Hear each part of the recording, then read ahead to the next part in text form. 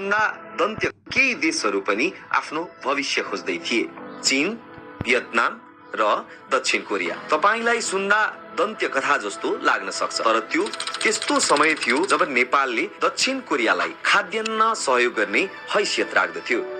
त्यही कोरिया आज यति समृद्ध छ कि त्यहाँ मजदुरी गर्नका लागि हाम्रा हजारौं युवाहरू भाषा परीक्षा उत्तीर्ण गर्न दिन रात पसिना बगाउँछन् र ईपीएस को एउटा भिजाका लागि युद्ध नै लड्छन्। उस्तै प्रति व्यक्ति आम्दानी र विकासका अन्य सूचकाङ्कहरूमा समान रहेका राष्ट्रहरू आज विश्व अर्थव्यवस्थाको दरिलो खम्बा बन्दै गर्दा नेपाल कहाँ चुक्यो?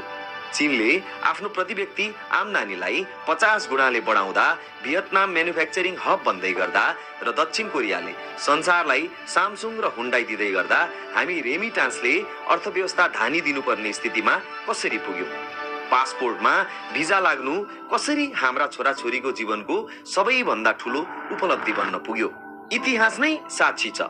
उनीहरूले थिति बसाले तर हाम्राले केवल थलो मात्र ओगटे। उनीहरूले पुस्ता सुधार्ने भिजन राखे तर हाम्रा नेतृत्वले केवल चुनाव जित्ने दाउपेच मात्र रचिरहे।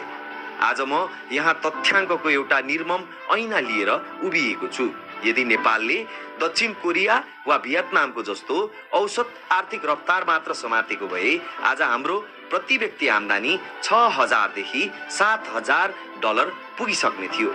हाम्रा युवाहरू मरुभूमिमा पसिना बेच्न लाइन लाग्नुपर्ने थिएन।